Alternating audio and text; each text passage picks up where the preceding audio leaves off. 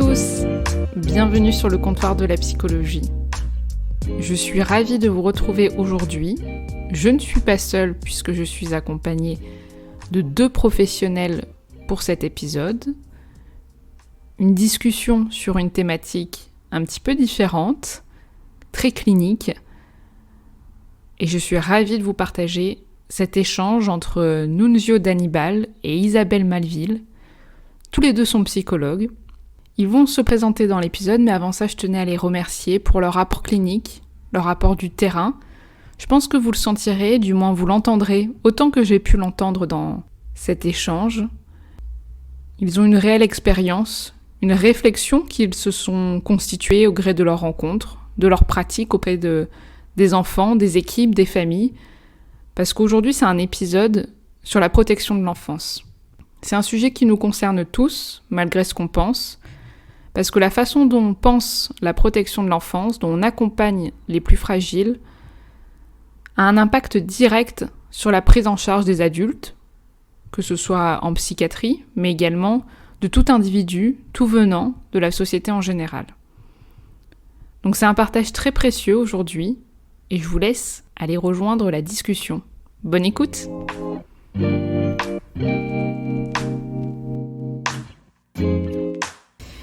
Du coup, tu m'as contacté il y a quelques mois pour me parler un petit peu de ton lieu d'écoute, de soins. On en parlera peut-être tout à l'heure, que vous avez créé tous les 2 donc avec Isabelle. Et on a échangé un petit peu par mail, notamment autour de justement, est-ce qu'on pourrait faire un épisode ensemble ? On avait plusieurs thématiques en tête et puis on s'est rejoint plutôt sur la protection de l'enfance parce que c'est un sujet que vous connaissez bien. Oui. Et ça me parle beaucoup justement cette idée de la protection de l'enfance parce que je trouve que c'est une thématique où tout le monde a un peu son idée dessus, en tout cas dans la population générale, tout venant, et qui souffre en même temps de ces idées à 2 têtes, en même temps la protection de l'enfance peut-être comme quelque chose qui serait assez intrusif, peut-être presque dans la persécution, dans les familles, de comment on vient intervenir dans les familles. Et puis à l'inverse, moi j'entends souvent aussi protection de l'enfance un peu comme un héros déçu, justement, qui pourrait pas assez intervenir, qui serait très limité et du coup qui aiderait pas tant que ça les enfants. Ça serait du côté professionnel ? Je l'entends, souvent, de quelque chose justement d'assez inhibé. Par rapport aux professionnels. Donc j'avais envie qu'on aborde un petit peu ce sujet de façon déjà assez large, peut-être du côté assez théorique, assez peut-être aussi en pratique, de qu'est-ce qui se passe dans ces cliniques-là. Déjà, pourquoi on parle de maltraitance ? Est-ce qu'on se parle d'adultes maltraitants ? Est-ce qu'on parle d'enfants en danger ? Qu'est-ce qui se passe pour ces enfants ? Qu'est-ce qui se passe pour ces adultes ? Et puis peut-être après aussi dans quelque chose de plus ciblé sur une forme d'état des lieux de la protection de l'enfance aujourd'hui, comment on repère, comment on travaille, etc.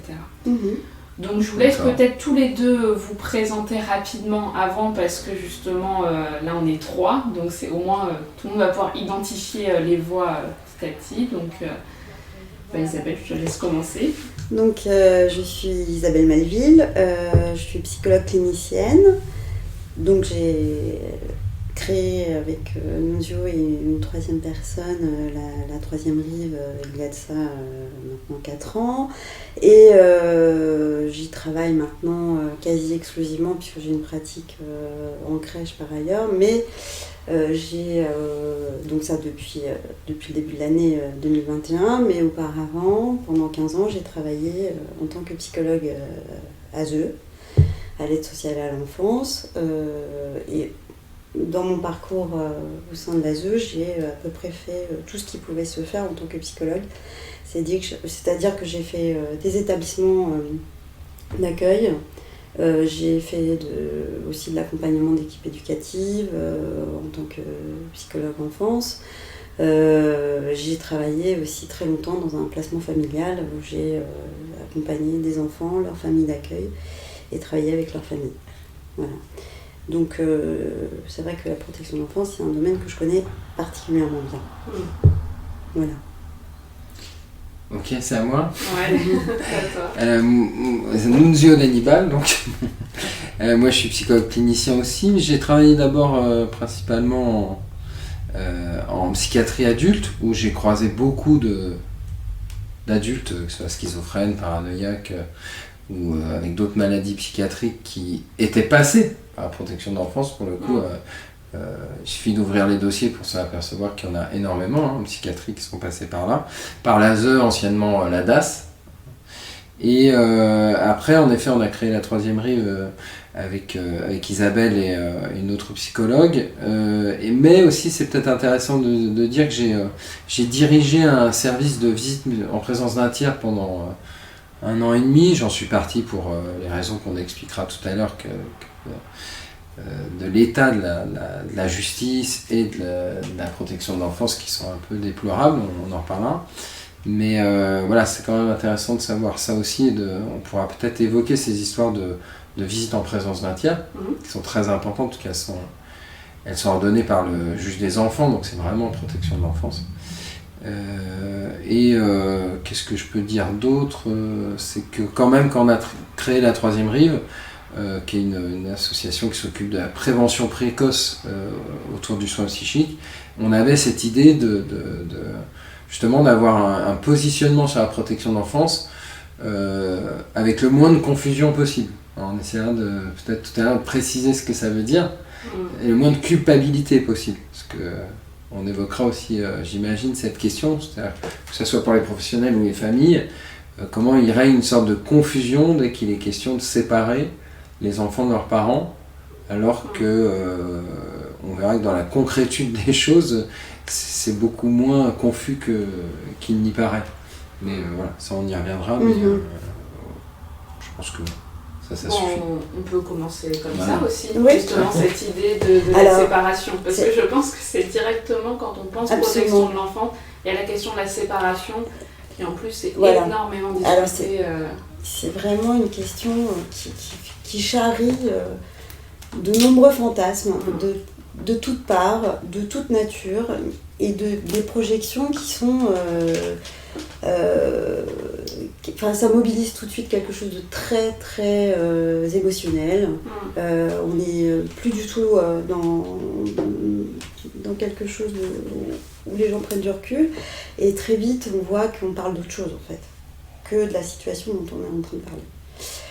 Ça, c'est vraiment quelque chose qu'on a constaté à longueur de temps dans les synthèses, et que tout le monde y va mais moi je connais quelqu'un, ou on va pas lui faire ça. Et puis ce qu'on a l'habitude de se dire nous souvent, c'est que y a cette espèce d'axiome, c'est quand même sa mère, c'est quand même son père, qui revient continuellement. C'est-à-dire que c'est ce signifiant maternel dans lequel tout le monde est pris, parce que c'est du langage dans lequel on est tous pris, puisqu'on est tous nés de quelqu'un, et qui vient qui vient recouvrir comme ça les possibilités de réflexion, et qui coupe vraiment quelque chose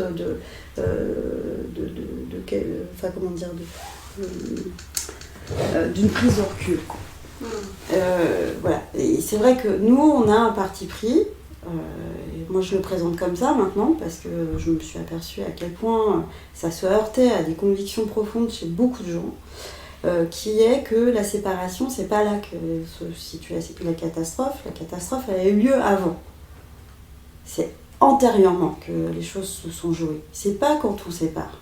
La séparation, ça n'est que l'aboutissement de quelque chose d'un processus qui s'est mis en place bien avant la naissance, puisque c'est comment l'enfant a été porté, qu'est-ce qu'il représente dans l'économie psychique de ses parents, c'est ça qui compte. C'est ça qui se joue. C'est pas au moment où les services sociaux arrivent et où le juge décide de la séparation. C'est bien avant. Et voilà. Donc ça, c'est le parti pris, c'est celui-là. C'est de dire que la séparation, c'est pas ça qui est catastrophique. Ce qui est catastrophique, c'est ce qui a lieu avant. Ça, c'est une des premières confusions par rapport à la protection de l'enfance, et c'est très drôle parce qu'on la retrouve en psychiatrie dans l'hospitalisation. Il y a un parallèle qui est assez évident. Souvent, que ce soit du côté des soignants, pas tous, mais beaucoup de soignants rejoignent les patients sur une chose, le traumatisme, c'est l'hospitalisation. c'est le moment de l'hospitalisation. C'est pas la catastrophe psychique de la schizophrénie, avant toute intervention. Non, c'est l'hospitalisation qui est le problème. Ce qu'on retrouve dans le délire, même de certains patients. Et c'est pareil en protection de l'enfance.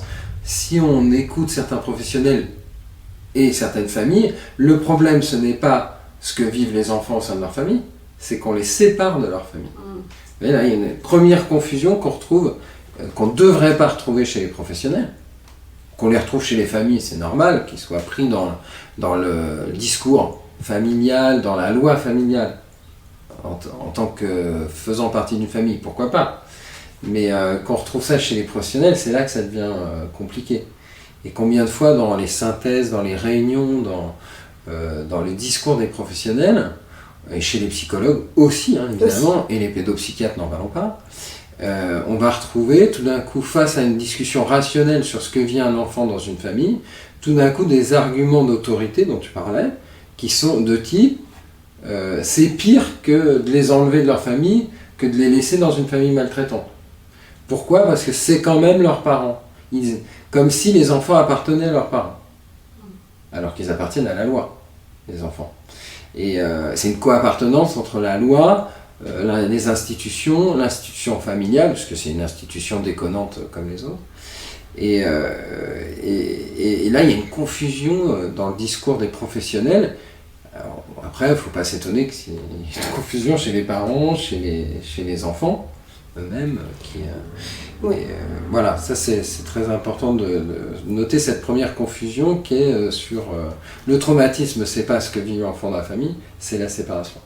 Ce qui est une aberration, évidemment, je pense que tout le monde, rationnellement, arrivera à se le dire assez facilement. Moi, je préciserais d'ailleurs à ce sujet-là que ce signifiant mère ou père suscite immédiatement des représentations de maternage ou de paternage, on prend pas ce mot-là, sauf que justement c'est ça qui déconne.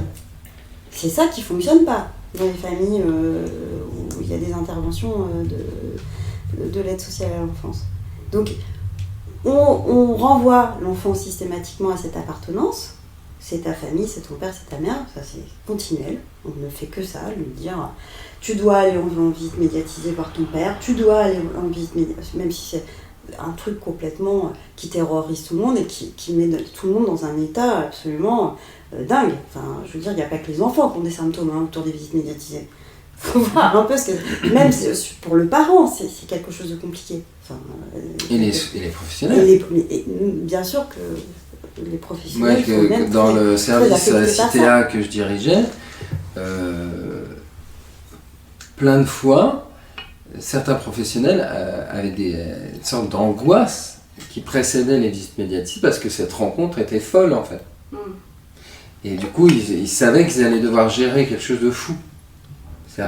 Et en plus qu'ils ne pouvaient pas faire, parce qu'ils n'ont pas de moyens de coercition pour dire à un parent 26 fois de ne pas faire ça pendant la visite. On ne prend pas de photos des bleus qui n'existent pas, on ne regarde pas les dents, on regarde pas on critique pas la famille d'accueil en permanence. Et ils étaient certains très angoissés à l'idée de faire ces visites médiatisées, parce qu'il allait falloir reprendre sans arrêt les parents. Donc ça m'évoque vraiment ces situations-là qui étaient... Voilà. En effet, il n'y a pas que les parents aussi, hein, ça les angoisse, hein, ces visites. Hein. Il y en a plein qui ne viennent pas, voilà. de toute façon, parce que c'est trop. Et les professionnels et c'est pas... Parce que souvent, ce qui est discuté autour des visites médiatisées, c'est le fait qu'il y ait le regard d'un professionnel qui vienne comme ça en surplomb, regarder ce qui se passe et intervenir, et que forcément, ça manque de naturel. Alors, je mets ça un peu entre guillemets.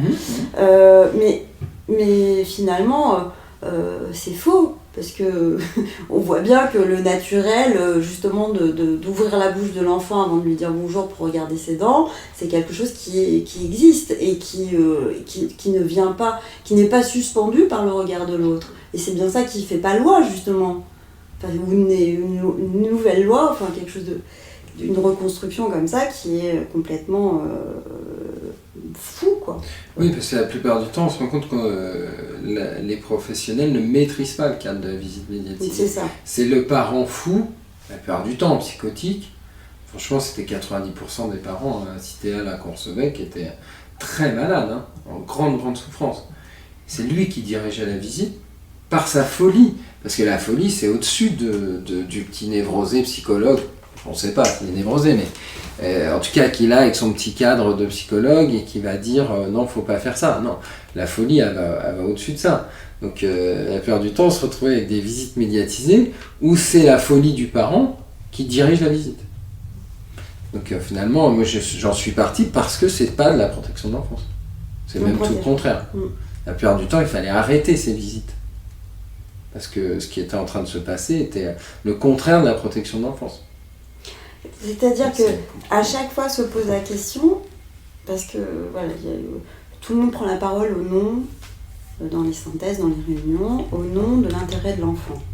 Ça, c'est vraiment le bouclier qui permet d'avancer des arguments dans l'intérêt de l'enfant. Et donc, dans l'intérêt de l'enfant, on dit c'est très important de maintenir les liens. Mais je pense que là, il y a une confusion aussi. C'est-à-dire que les liens, ils sont là. L'enfant, il sait très bien d'où il vient. Il sait très bien que sa famille d'origine, c'est celle-là. Quand il appelle son assistante familiale, son assistante familiale maman, il sait très bien que c'est pas sa mère. Mais c'est elle qui remplit cette fonction-là, n'empêche. Et que c'est ça qui fonctionne. Et que c'est parce qu'elle est à cette place-là que quelque chose peut se guérir. C'est-à-dire que moi, après 15 ans de protection de l'enfance, vraiment le constat, si j'ai une chose à transmettre, et un constat que j'ai pu faire, c'est que ce qui fonctionne pour les enfants, qui leur évite justement d'être pris dans cette folie langagière, de l'appartenance à une référence familiale complètement déconnante, et de stopper, parce que je crois que c'est ça notre boulot en tant que soignant dans le cadre de la protection de l'enfance. Enfin, en tout cas, moi, c'est comme ça que je me le représente et je pense que c'est partagé par un grand nombre, c'est de permettre à ce qu'il n'y ait plus de répétition. Tenter quelque chose qui viendrait arrêter la spirale de la répétition folle. Voilà. Eh bien, si on veut faire ça, parce que moi je crois qu'il fonctionne, la seule chose qui fonctionne, c'est que tout d'un coup, on lui propose un autre référent que le référent d'origine, un autre référent qui soit complètement épris de cet enfant. C'est pour ça que la professionnalisation, c'est une vraie question. Mais qui soit totalement épris de cet enfant de façon inconditionnelle. C'est-à-dire que l'enfant, il cherche ça, il a besoin de ça. On voit bien que c'est les seuls... Je ne suis pas d'accord. Oui, il n'est pas d'accord avec moi, mais moi, c'est mon constat, en tout cas. Là, je suis pas complètement d'accord.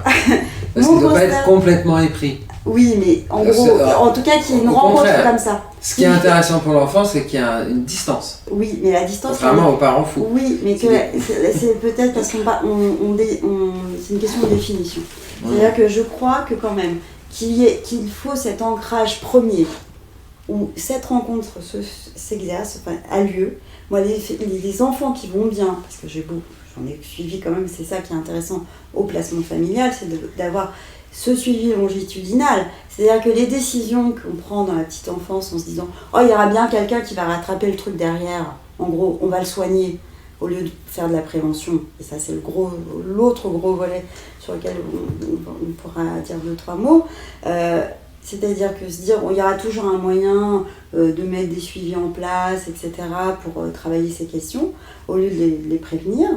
N'empêche que moi je pense qu'il faut intervenir tôt, et intervenir avec cette possibilité-là, que l'enfant puisse s'ancrer suffisamment quelque part pour pouvoir mieux s'en détacher et construire sa propre vie. Moi, je crois que une intervention efficace serait celle qui aurait pour objectif, et pourtant tout le monde s'accorde à dire ça, hein, mais les moyens ne sont pas tout à fait... les moyens qu'on imagine sont pas les mêmes, mais une intervention efficace, ce serait celle qui aurait pour objectif de rendre suffisamment autonome l'enfant qu'on prend en charge pour qu'il soit un citoyen qui fonctionne suffisamment bien dans la société, qui puisse subvenir de lui-même à ses besoins, travailler, aimer, faire sa vie d'adulte et construire sa propre famille. Voilà. Ça, idéalement, c'est ça. Je pense qu'on est tous d'accord sur ces objectifs-là, enfin, il me semble. Mm-hmm. Mais pourtant, les moyens mis en œuvre pour y parvenir, c'est-à-dire qu'il y a quand même des choses dont on ne se remet pas. Voilà, des choses dont on ne se remet pas. Et ça, je crois que c'est pas du tout inscrit, ni dans la loi, ni dans la tête de ceux qui prennent des décisions. Je te laisse nuancer ce que je veux dire. Tout à l'heure, pourquoi je suis pas d'accord? C'est parce que l'assistante familiale là on parle des cas où les enfants sont placés dans des familles d'accueil. On parle pas des foyers. Oui. C'est encore autre chose, c'est compliqué, mais si on parle des enfants qui sont placés dans les familles d'accueil, je pense que si l'assistante familiale est totalement éprise, pour reprendre de cet enfant, on se retrouve dans quelque chose d'un peu foufou. Oui. L'idée, c'est pour ça que c'est pas si mal qu'elle soit professionnelle, qu'il y ait une distance. L'important, c'est que l'enfant soit plutôt rabattu sur la famille d'accueil que sur ses parents. Et ce qui se passe la plupart du temps, c'est tout le contraire, parce que notre civilisation est faite comme ça aussi. L'enfant est systématiquement rabattu à sa famille, sur sa famille, pardon. Et comme s'il devait, comme si on lui demandait de s'identifier là, et pas dans la famille d'accueil. C'est ça. Et il y a un gros problème chez les professionnels la plupart du temps là-dessus. Alors que si tout le monde valorisait, et les parents, si les parents qui ont été séparés de leurs enfants le faisaient aussi, et ça existe, moi j'ai déjà vu des parents qui valorisaient cette famille d'accueil, malgré leur phobie, qui vraiment dirigeaient l'enfant là-bas. Dans l'identification, en disant c'est pas à moi que tu dois t'identifier, moi je suis un voyou, moi je vis dans la rue, moi je fais ma vie, c'est comme ça. Bon, moi j'ai déjà eu des parents comme ça quand même, qui disaient c'est la famille d'accueil qui compte, et ça c'est un miracle. Mais si tous les professionnels déjà vraiment s'identifiaient à la famille d'accueil, si je puis dire, ou renvoyer l'enfant plutôt vers le signifiant familial pur sanguinaire, quoi, au sens sanguin, au sens des gènes. Déjà, je pense que les enfants auraient moins de mal à investir les familles d'accueil, ou même les foyers, peut-être, j'en sais rien. Et ça, c'est vrai qu'on retrouve aussi cette confusion là-dessus. C'est-à-dire que les professionnels ont du mal à valoriser cette histoire de la famille d'accueil, comme si déjà c'était coupable. On sent chez eux une culpabilité à demander à l'enfant d'investir quelqu'un d'autre que leurs parents. Et là, on est sur un vrai problème, parce que tout l'intérêt de la séparation thérapeutique, il y a le livre de Berger là-dessus, les séparations thérapeutiques ou Bonneville, Berger, qu'on peut lire là-dessus. C'est tout l'intérêt, c'est que l'identification change. Pour éviter que je les retrouve moi en psychiatrie après Esquirol, anciennement Esquirol. Voilà, qu'ils arrivent à s'identifier à quelqu'un d'autre sans oublier leur histoire, mais leur histoire est souvent trouée de toute façon. C'est pas des histoires non plus la plupart du temps où ils sont rationnellement, ils connaissent à peu près leurs origines, c'est souvent quand même des histoires très trouées qu'ils ont, mais bon. Peu importe, on va pas partir là-dessus, mais en tout cas, c'est important de rappeler cette deuxième confusion qu'on retrouve chez les professionnels. Voilà, comment les professionnels, on peut les former, les inviter à valoriser une identification qui ne serait pas familiale. Moi, ce que j'appelle le rapport au maternel, c'est-à-dire que c'est vraiment chez les professionnels, c'est immense, c'est extrêmement répandu, c'est-à-dire que d'abord, les enfants sont rabattus sur leur mère, pour tout dire, beaucoup plus que sur leur père. Ça, c'est une première chose, c'est toujours vrai. On est dans cette civilisation, elle n'a pas changé, on est dans une civilisation materno-centrée, même si ça change, c'est en train de changer. Et ça, c'est à dire, quand on dit qu'ils sont rabattus sur le familial, en fait, souvent, c'est sur la mère qu'ils sont rabattus, qui est intouchable. C'est vraiment, on sent que... c'est encore un objet intouchable. Hein. Pour abonder dans ce que tu dis, juste un aparté, les mères sont beaucoup moins condamnées que les pères. Des mères qui ont laissé leurs compagnons maltraiter leur enfant sont rarement condamnées. Elles ont rarement des peines vraiment accomplies. C'est souvent du sursis ou bien même elles passent en jugement, mais il y a un non-lieu. Donc, Et d'ailleurs, ces non-applications des peines par rapport aux maltraitances commises par les parents sont parfois argumentées, on l'a déjà vu plusieurs fois, par le fait que s'ils vont en prison, ils ne pourront pas voir leurs enfants. Ce qui est, je trouve, un argument délirant. L'enfant a besoin de savoir que son parent, ce qu'il a fait, mérite la prison. Moi, je trouve, symboliquement, pour que la loi s'inscrive. Que ça soit dans l'enfant ou dans le parent. Parce que ou alors on abandonne. Si ça ne peut plus s'inscrire, on n'a pas besoin de prison. Mais voilà, il y a aussi ça, c'était assez choquant, ces arguments de juge. Hein. C'est-à-dire que je n'applique pas cette peine, je ne condamne pas, car sinon ils n'auront pas accès à leurs enfants. Parce que dans la loi, en même temps, celle de 2007 et 2016, parfois c'est pas très clair. Est-ce que c'est l'intérêt des familles ou l'intérêt de l'enfant ? Et c'est toute la question. C'est-à-dire qu'il y a deux choses qui sont... Bon, déjà, dans la loi de 2016, malgré son recentrage sur les besoins fondamentaux de l'enfant, dans les besoins fondamentaux de l'enfant ne sont pas mentionnés la santé psychique. Ça n'est pas mentionné. Son développement psychique ne fait pas partie de ses besoins fondamentaux. On parle de son développement intellectuel, de son développement physique, de son développement affectif, de son développement social, mais on ne parle pas de son développement psychique. Ça ne fait pas partie des actions sur lesquelles on est censé intervenir en termes de besoins fondamentaux de l'enfant. Donc déjà, ça pose question. Pour moi, ça pose question. Pourquoi cette omission alors que en effet, peut-être qu'en effet, c'est pas une priorité pour la société. Ça s'interroge. Hein. Pourquoi puisque derrière, il y a des hôpitaux psychiatriques qui pourront accompagner les enfants devenus adultes. Bientôt, ils pourront plus. Non, pourront plus. Et pour aller dans ton sens aussi, une petite anecdote qui, pour moi, est pleine de sens. La brigade des mineurs de Paris, d'accord. C'était quand ? Je crois qu'il faut vérifier, hein, je n'ai pas les dates exactes, 2019 je pense. A été renommée en 2019 Brigade de protection des familles.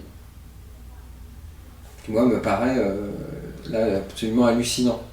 Je veux dire, c'est les familles, elles n'ont pas besoin de se protéger, c'est des adultes. Il y a les adultes d'un côté, ils vont porter plainte, ils se protègent eux-mêmes. S'il y a une brigade des mineurs, c'est précisément parce qu'ils doivent se protéger de leur famille. Donc tout d'un coup, on se retrouve avec une brigade des familles, une brigade de protection des familles, ce qui pour moi est très étrange comme concept. C'est comme s'il y avait une brigade des majeurs, de protection des majeurs, alors qu'ils doivent se protéger eux-mêmes avec la loi, et qui doit les protéger évidemment. Mais là, on sent cette confusion aussi, du retour du signifiant familial, peut-être retour, il a toujours été là, mais qui en force...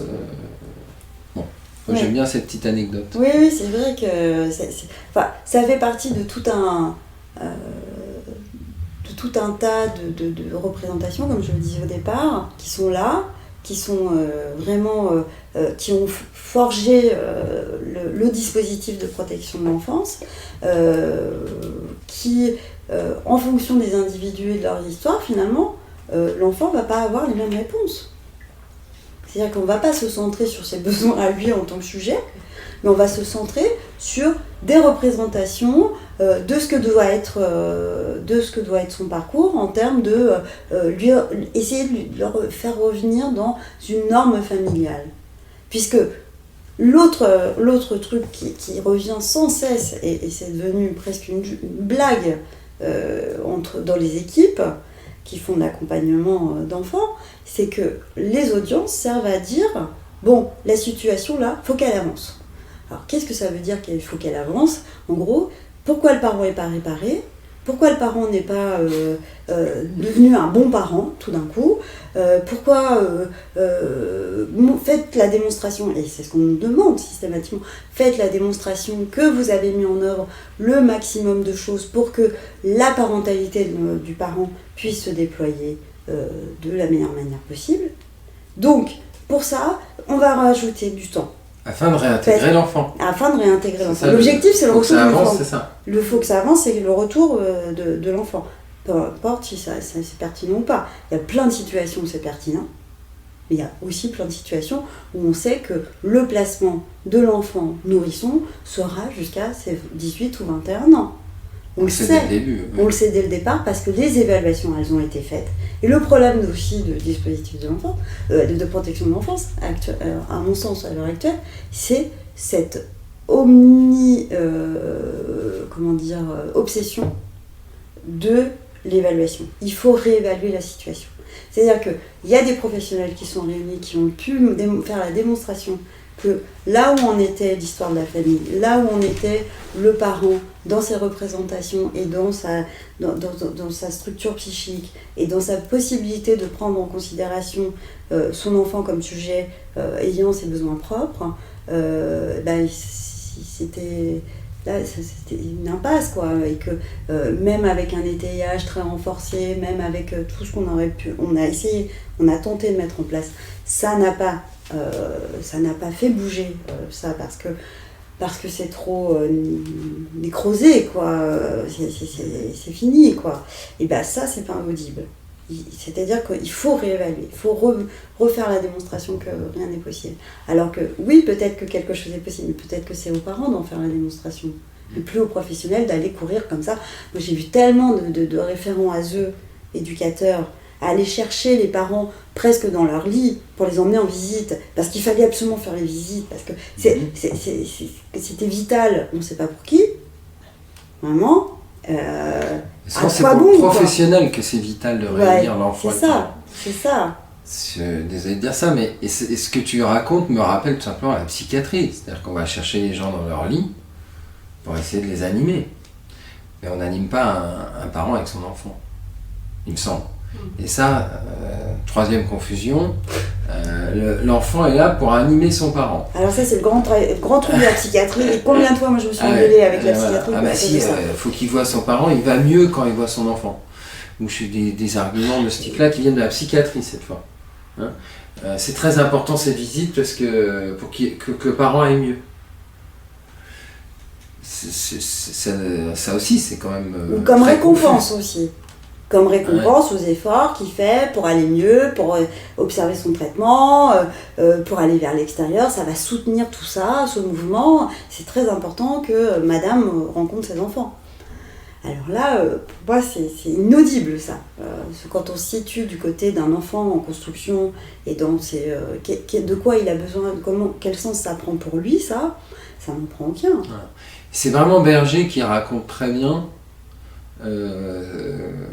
avec son expérience de 30 ans de visite médiatisée, comment les enfants sont touchés par ces visites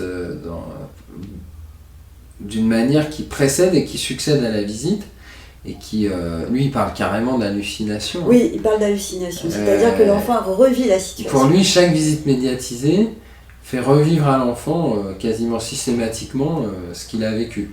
C'est un peu excessif, mais moi je l'ai vu en direct. Oui, moi aussi. Quand même des enfants tétanisés par leurs parents. Oui. Sans aucune raison, même si le parent ce jour-là... Il va pas trop mal.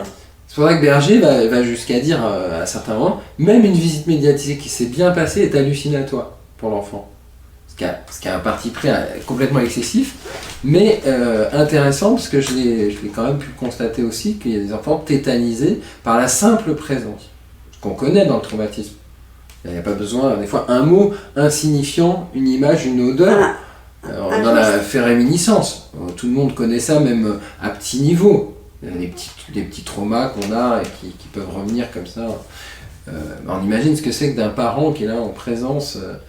Et c'est pour ça qu'il n'a pas tout à fait tort de parler de ça, mais ça c'est balayé par la psychiatrie, comprend rien à ça.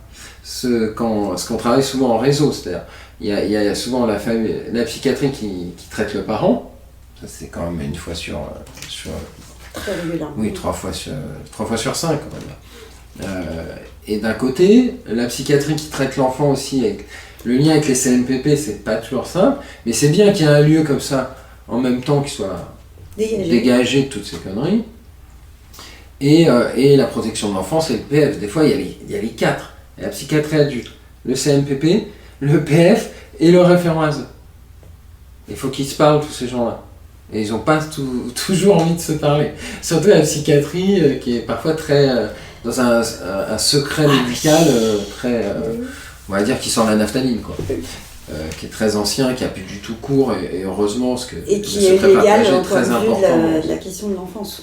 Puisque dès qu'on parle d'un enfant qui est pris dans une mesure de l'aide sociale à l'enfance, le secret médical et le secret est partagé automatiquement. Il est levé, on est censé pouvoir se communiquer les informations. Et ça, partagé, en tout cas, voilà, discrètement. Oui. Mais on n'a pas besoin des détails. Non, on n'a pas besoin des consultations de CMPP. C'est pas la question. Mais ça, c'est... Et là, c'est une autre difficulté qui se rencontre aussi. Comment dialoguer à 4 comme ça, en protection de l'enfance. Souvent, c'est impossible. Quand j'étais à Citéa, la visite médiatisée, on envoie un mail le lundi à telle sauvegarde de la protection de l'enfance, je sais pas, des Hauts-de-Seine, où c'est vraiment c'est le désert, hein, malgré le département que c'est. Il n'y a aucun moyen à la protection de l'enfance. Hein.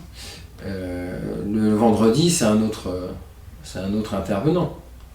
Le mail n'existe plus, on ne le savait pas. Donc on envoie pendant une semaine un mail à une adresse qui n'existe plus sans le savoir. L'autre, il est parti, il n'est pas revenu, il est joignable que le mercredi. C'est incroyable. Plus le juge, j'oublie. Plus la justice, j'avais oublié ce 5e interlocuteur. Comment on fait pour parler avec un référent ASE, un placement familial, un juge des enfants, et le référent ASE, que j'ai oublié. Et la psychiatrie. Et les visites présence d'un tiers, la psychiatrie, c'est un bordel. Et puis sachant que chacune de ces institutions est en souffrance. Voilà. C'est pas comme si en plus tout le monde était dans des dispositions très détendues. Donc bon. À la rigueur, les PF et les visites en présence d'un tiers sont peut-être un peu moins en souffrance, en termes de personnel, en termes de... Mais la justice, donc on puisse dire, l'ASE, tout le monde le sait, je veux dire, c'est pas un secret de... C'est médiatisé même. La justice est en souffrance, les délais... On va pas parler des délais, mais on pourrait dire par exemple que dans le 94, pour mettre en place une AEMO, une aide éducative en milieu ouvert, parfois il faut 2 ans. Donc le juge prend une décision. Donc s'il prend une décision à EMO, c'est-à-dire que c'est grave en général. Quand même. Hein. C'est pas, ça fait suite à déjà du temps qui s'est écoulé où la situation avec d'autres mesures. Souvent, il y a d'autres mesures avant qui sont censées être plus légères. Et quand il prend cette décision, c'est que c'est grave souvent. Hein. Et bien là, c'est 2 ans pour mettre en place une AME. Donc pendant 2 ans, l'enfant il reste quasiment sans intervenant. J'exagère un peu, mais... donc ça, on peut appeler ça la souffrance institutionnelle. C'est-à-dire que vraiment la justice, elle ne peut pas faire autrement. Hein. Je ne pense pas que ça soit de la mauvaise volonté. Non, c'est même pas là du côté de la justice que ça se joue. Puisque elle a oui, pardon. Les associations, parce que la plupart du temps, c'est les associations, n'ont pas de place. Ils ont 160 mesures par éducateur. Les référents ASE, c'est pareil, c'est 250 mesures qu'ils ont, 250 enfants. Dans un EDS, oui, à peu près, il y a à peu près c'est variable, mais en gros, en fonction du territoire... C'est 3 fois trop. Ils ont 30 mesures ils ont 30 mesures par référent. Donc, 30 mesures par référent, ça veut dire qu'on ne peut pas faire une présence, même d'1 heure par semaine, auprès des familles, c'est pas possible. Non, mais ils en ont beaucoup plus. Non, dans le cas des référents ASE ? Oui, c'est ça le... Ah oui. Bon, en tout cas, peu importe, mais c'est dire que ça nécessiterait, en effet, ne serait-ce que pour des ados pour lesquels on a besoin d'être présent, de venir au domicile, de les rencontrer régulièrement, c'est pas possible. On ne peut pas faire ça. Parce qu'il y a tous les temps institutionnels par ailleurs, et aussi, alors là, ce qui rend les choses aussi assez ubuesques, à mon sens, pour les référents ASE, et là vraiment je sais pas, c'est vrai que ça confusionne encore plus les choses, parce que quel est le sens que ça prend pour eux? C'est tout le temps qu'ils doivent passer à justifier ce qu'ils font. En l'occurrence, faire des rapports, alors que être éducateur, ça veut pas dire, être bon éducateur, ça veut pas dire savoir bien écrire un rapport. Je crois pas que ce soit forcément en lien. Hein. Et donc, ils doivent ou faire des demandes, ou envoyer des demandes de prise en charge, ou demander faire remonter à sa hiérarchie tout ce qu'il est en train de faire, justifier pourquoi il propose plutôt ça que ça, pour soi-disant faire des économies. Mais c'est tellement chronophage, je vois pas en quoi c'est économique. Plus de temps d'essayer de joindre tout ce dont je parlais tout à l'heure. Voilà. Tous les mails. Donc ça, ça, je sais pas comment démêler ce truc-là. Hein. Je relisais là, pour aujourd'hui ce que prévoyait la loi de 2016. Elle prévoit une harmonisation des pratiques. Faire en sorte que, puisque la difficulté aussi de ce problème, c'est ça qu'on aurait peut-être pu parler de ça en préambule, mais la difficulté du dispositif de protection de l'enfance, c'est que c'est sous la responsabilité de plusieurs ministères, qu'il n'y a pas un ministère dédié à ça, et que c'est décentralisé sur les départements. Et que le chef de file de la protection de l'enfance, c'est le président du conseil départemental. Donc, ils ont des obligations de mission, mais ils n'ont pas d'obligation de moyens. De moyens. C'est-à-dire que chacun est libre de mettre les moyens qu'il veut, du moment qu'ils accueillent. Du coup, il y a une disparité. Si on voit le 93, qui est le mieux doté, je pense, en termes de protection de l'enfance, non sans raison, probablement. Hein. Mais on prend le 92, dont j'ai parlé tout à l'heure, le 92, c'est incroyable. C'est incroyable ce qu'ils en ont fait. Petit à petit, ils ont mutualisé en quelques années tout ce qui était un peu un système qui était assez ample, qui ressemblait à celui du 94, et qui est devenu un système d'assistante sociale lambda, comme dans une mairie, qui traite en même temps ce qui se passe à la mairie et la protection de l'enfance. Ce qui se passe dans la population générale et la protection de l'enfance.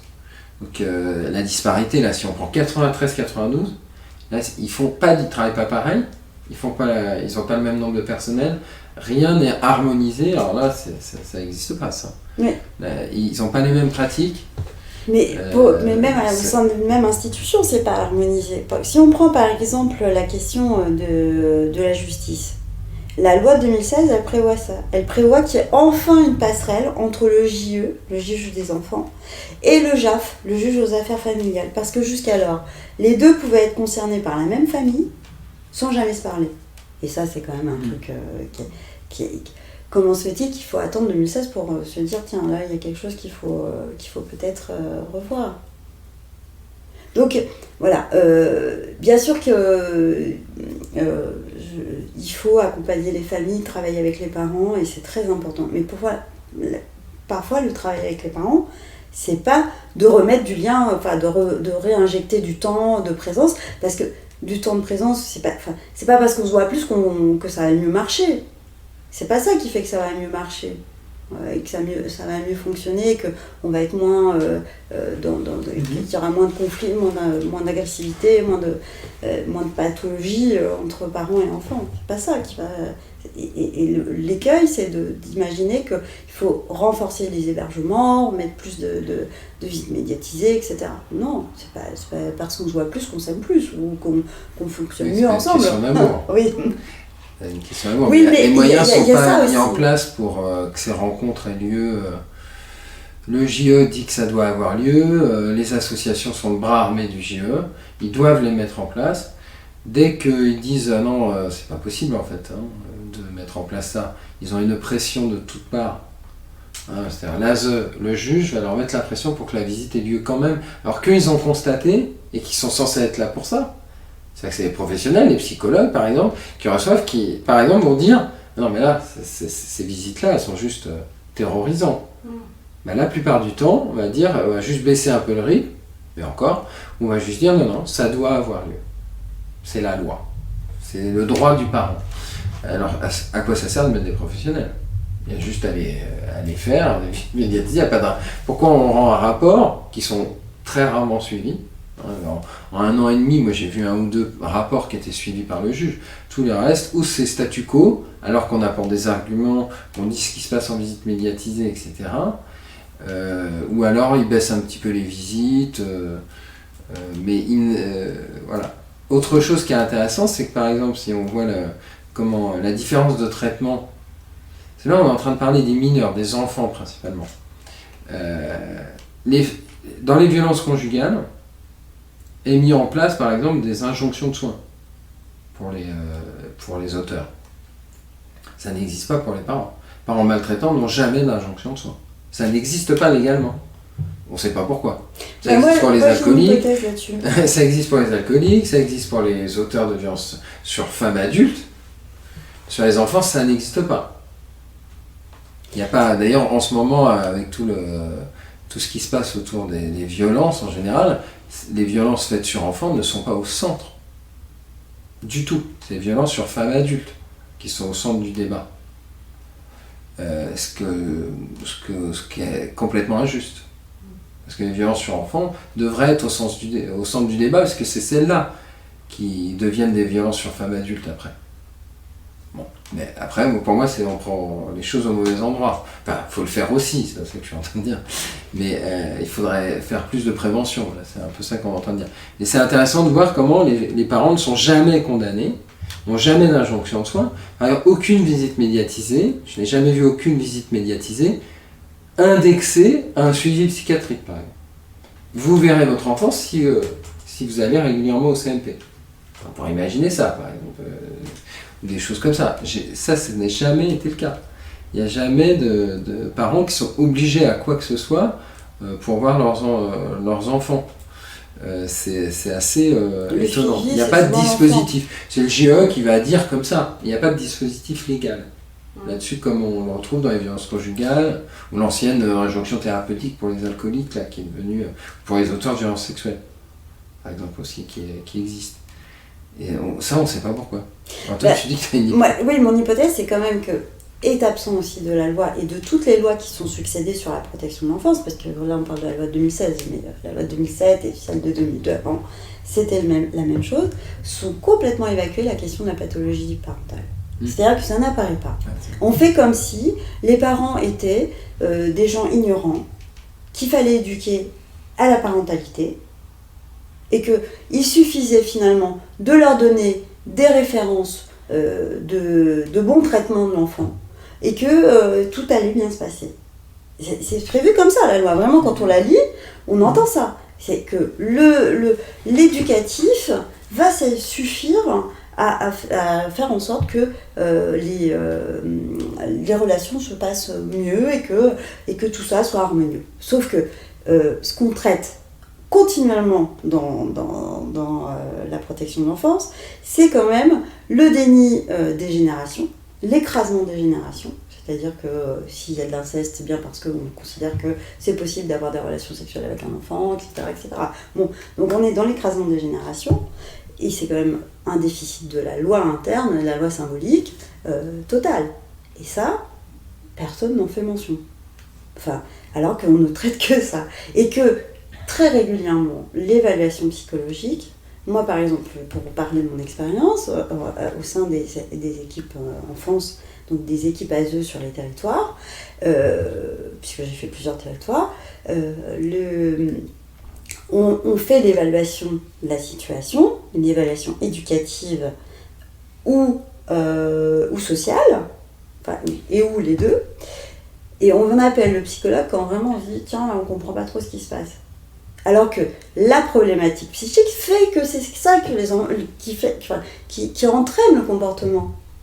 Je ne pense pas que c'est le comportement qui entraîne la psychologie des parents. C'est bien parce qu'il y a une problématique familiale, psychique, ou une pathologie familiale individuelle, oui, non, mais voilà, il y a quelque chose qui se joue là d'un point de vue psychique, qui entraîne un comportement déconnant du parent.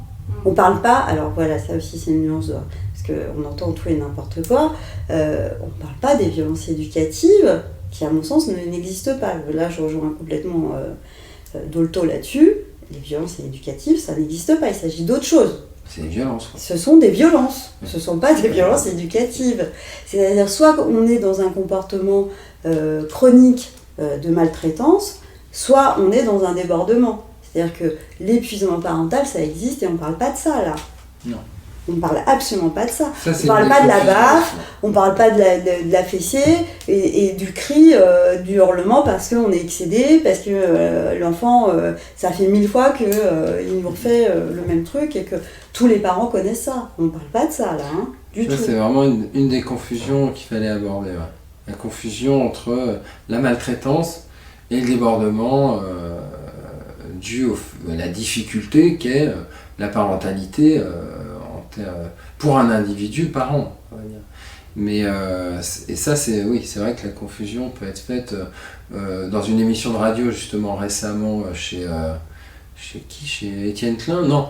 Chez Adèle Vendrette, le nouveau chemin de la connaissance là, il y avait un mec qui est intervenu, un pédopsychiatre je pense, pour dire que dès une fessée, rien qu'une baffe, même une seule, c'était un traumatisme pour l'enfant. Et qu'il y avait un continuum. Confusion, il y avait un continuum entre je te pousse sur ton lit, je te mets une baffe une fois sur 15 ans, et la maltraitance la pire. Comme ça, dans des confusions totales qui ne peuvent pas aider, je pense, les professionnels. Et qui n'aident pas du tout les parents aussi. Ouais, ni les parents à se dire, pas culpabiliser. Voilà. Quand on parle de maltraitance, du coup, peut-être qu'il faut préciser ce qui existe. Alors là, c'est ce que je dis souvent, c'est que je trouve qu'il y a une créativité, c'est terrible de dire ça, mais vraiment, quand on voit parfois les sévices qu'on est capable de faire vivre à un enfant, on se dit qu'il faut avoir l'idée quand même. Enfin, bien sûr qu'il y a des fixations érotico, je sais pas quoi, qui sont sous-jacentes. Enfin, il y a des fantasmes derrière, bien évidemment, mais quand même, des fois on se dit, moi j'ai vu des trucs, une mère qui voit ses enfants une fois tous les 3 mois médiatisés avec 2 professionnels. Donc là, c'est vraiment que c'est costaud, quoi. Pour qu'un juge ait accepté ça, c'est que vraiment on sait qu'elle est très toxique. Elle arrive quand même dans une visite, à envoyer à ses enfants une carte postale. Il faut la trouver, quoi, sur laquelle est inscrite « Toi là-bas, moi ici, l'un de nous deux n'est pas à sa place ». Enfin, c'est-à-dire qu'il faut avoir un radar pour trouver cette carte postale, quoi. C'est pas donné à tous, ça. Voilà. Alors là, c'est très... c'est subtil. Et si on revient vraiment, il y a plusieurs choses, la protection de l'enfance. Il y a la maltraitance active, déjà.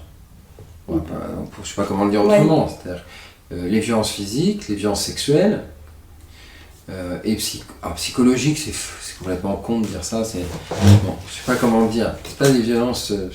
des violences peut-être symboliques. La violence symbolique, ça fait Michel Foucault et tout. Ça fait Foucault, ça va pas.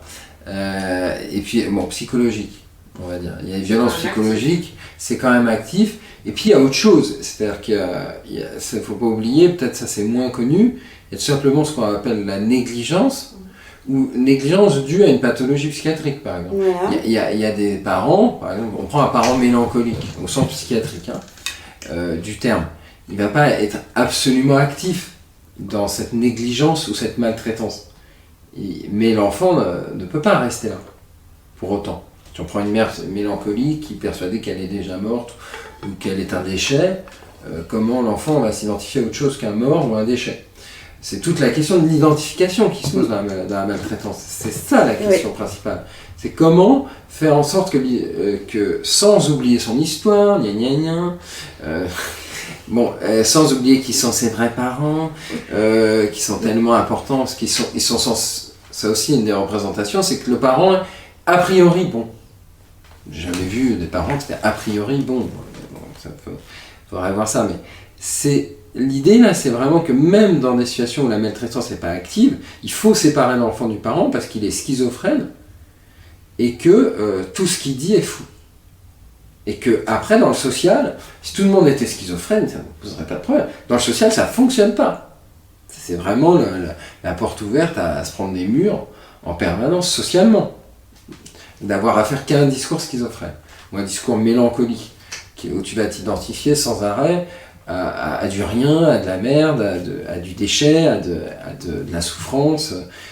Donc il n'y a pas que les maltraitances actives, faut le rappeler. Hein. Dans les maltraitances qu'on pourrait appeler par procuration, il y a aussi les mères qui laissent faire l'inceste. Ça, c'est des choses dont on parle très peu. Pour moi, c'est vraiment l'inceste maternel, souvent, prend cette forme, par procuration. Peu de gens en parlent comme ça, mais pour moi, c'est une évidence. Dans énormément de situations, c'est des mères qui n'ont pas l'air folles, mais qui le sont sur ce point-là, sur la question de l'inceste, et qui laissent faire l'inceste par leur propre père, par leur mari, qu'il soit ou pas le père de l'enfant, d'ailleurs. C'est pas toujours le père de l'enfant. Ça, c'est des maltraitances inactives, mais qui sont... il suffit de regarder Crime d'inceste, le petit documentaire d'Arte, je ne sais pas si tu le connais, que disent la plupart des jeunes filles, et c'est pas que des jeunes filles, donc c'est complètement con ce que je dis, des personnes qui sont abusées, ils en veulent souvent plus à celle qui n'est pas intervenue qu'à l'auteur. C'est probablement c'est probablement aussi une coquetterie quand elles disent ça. Mais pas seulement, je pense qu'il y a vraiment quelque chose où elles essayent peut-être de sauver l'auteur en disant ça. C'est rien ce qui se passe au niveau psy, à ce niveau-là. Mais quand même, elles reviennent souvent là-dessus. Je ne sais pas si tu te rappelles du documentaire. Notamment les deux jeunes filles, là, elles viennent, mais comment elle a pu laisser faire ça ? L'ayant vécu elle-même, si je me souviens bien. C'est logique. Oui, il y a un don comme ça, il y en a une pour laquelle il y a un don au grand-père. Et donc ça fait partie d'une maltraitance inactive dont on parle très peu, mais qui sont très très graves. Laisser faire.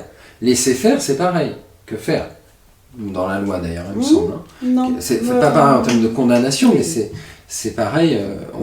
L'adulte doit intervenir quand un mineur est en danger. Voilà, parce qu'il y a quand même cette question de la vulnérabilité, de quoi on parle. Voilà. C'est ce que tu disais tout à l'heure au sujet de cette différence de traitement entre des femmes adultes et des enfants mineurs.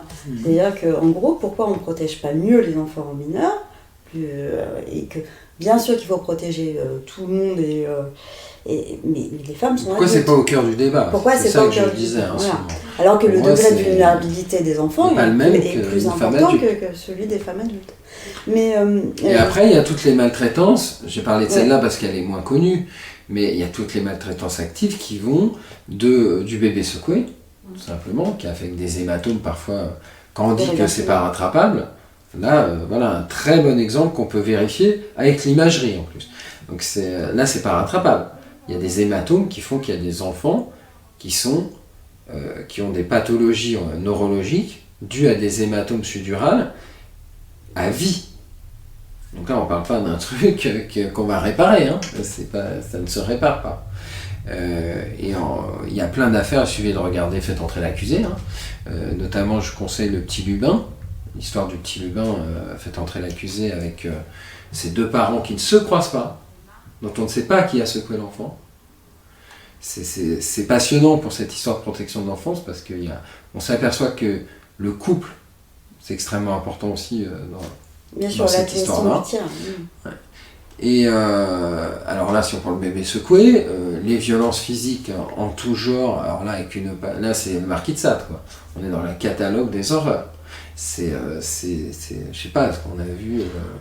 tout, les piments, brûlés, les mains brûlées. Il faut le dire. Les scalpes. Scarifiés, tapés avec toutes sortes d'objets. Ben, c'est hallucinant quand tu regardes les dossiers.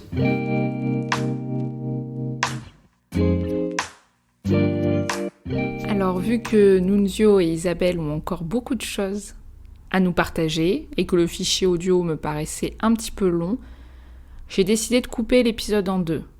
C'est pas l'idéal, je vous l'accorde, mais bonne nouvelle, l'épisode est déjà publié. Vous avez juste à basculer sur la partie 2 où vous allez en apprendre un peu plus sur le travail du psy, dans les structures de protection de l'enfance, la reconstruction des enfants, etc. Donc voilà, à de suite!